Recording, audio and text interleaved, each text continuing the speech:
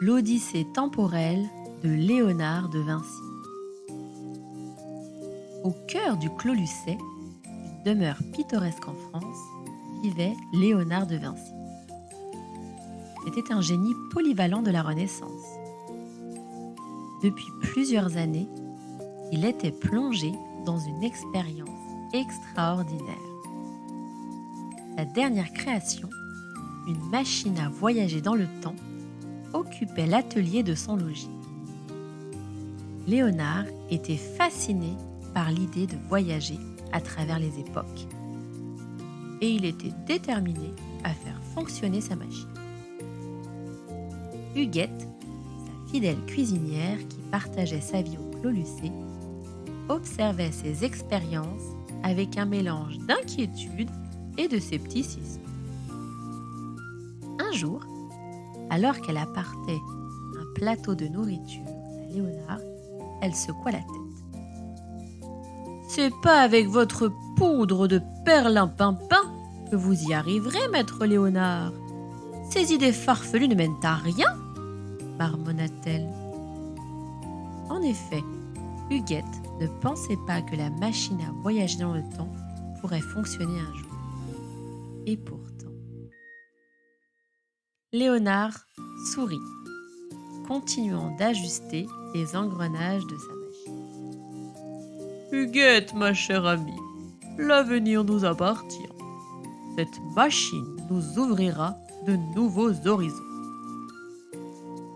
Alors qu'Huguette lui tendait la soupière, un geste maladroit fit basculer le repas directement sur la machine. Léonard, d'ordinaire si calme, perdit son sang-froid. « Par les étoiles, Huguette, vous devriez faire attention !» Offensée, Huguette s'éclipsa en marmonnant, laissant Léonard seul avec sa machine pleine de soupe. Quelques instants plus tard, Huguette, espérant réparer son erreur, revint dans l'atelier. Cependant, elle fut accueillie par une scène des plus étranges. Léonard de Vinci avait disparu. Et à la place de sa machine à voyager dans le temps, il n'y avait qu'un espace vide. Tandis qu'Huguette s'affolait, Léonard, lui, se réveilla dans un endroit étrange, entouré de lumière éblouissante et de gens vêtus de manière singulière. Il était, sans le savoir, au musée du Louvre en 2023. Le génie de la Renaissance, perdu dans un futur inconnu, assista à une scène qui défiait toute logique. Des acteurs répétaient une pièce de théâtre sur sa vie, des siècles après son existence. Surpris, Léonard regarda ces étrangers jouer son rôle, tissant des récits de son passé, comme s'il connaissait les moindres détails. Un enfant du groupe, curieux, s'approcha de lui. « C'est vous qui faites le rôle de Léonard, monsieur ? Vous lui ressemblez. Votre déguisement est super. » S'efforçant de comprendre cette situation hors du commun, Léonard acquiesça silencieusement. Il se cacha dans les coulisses, observant la représentation de sa propre vie. La troupe de théâtre, pensant qu'il était un vieil homme désorienté, le prit sous son aile, le croyant être un simple mendiant.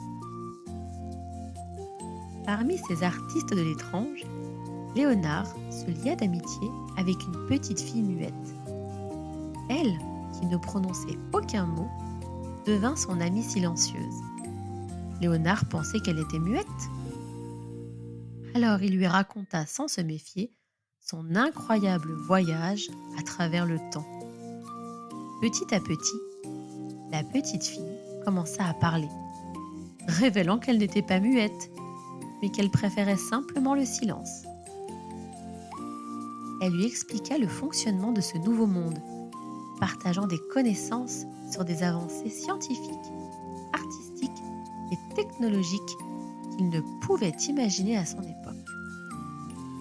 Léonard de Vinci affamé de connaissances, posa des questions sans cesse, cherchant à mettre à jour ses propres idées et ses inventions.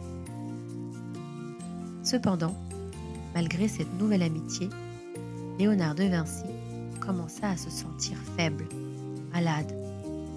Son esprit et son corps étaient en désaccord avec cette époque trop lointaine de la sienne. Comment pouvait-il rentrer chez lui? Comment retrouver Huguette, son amie de toujours, qui devait être très inquiète? Pendant ce temps, quelques siècles d'écart, Huguette, perplexe et restée au clos lucé, renversa à nouveau la soupière sous l'espace vide. À sa grande stupéfaction, Léonard réapparut comme par enchantement dans son atelier avec sa machine. Il était de retour en 1519, mais sa tête était pleine d'idées et de visions du futur. Huguette était ravie, elle le serra dans les bras. Il lui expliqua son aventure. Elle le crut finalement. Désireux de ne pas oublier les découvertes de son séjour temporel, Léonard se mit à noter tout ce que la petite fille lui avait appris, des croquis détaillés et des plans sophistiqués. Tout fut concis, comme si chaque ligne de ses notes était le témoignage de son incroyable aventure. Des siècles plus tard, des historiens étudieraient ces notes et seraient persuadés, pour certains, que Léonard de Vinci avait voyagé dans le temps pour accueillir de telles connaissances. Ces inventions et découvertes inspirées par ce voyage extraordinaire demeureraient un mystère éternel. Seule une petite fille dans une troupe de théâtre connaîtrait la vérité. Ainsi, l'histoire de Léonard de Vinci et de son odyssée temporelle se perpétua dans les livres, une légende mêlant le passé et le futur, le génie et la magie d'une époque à une autre.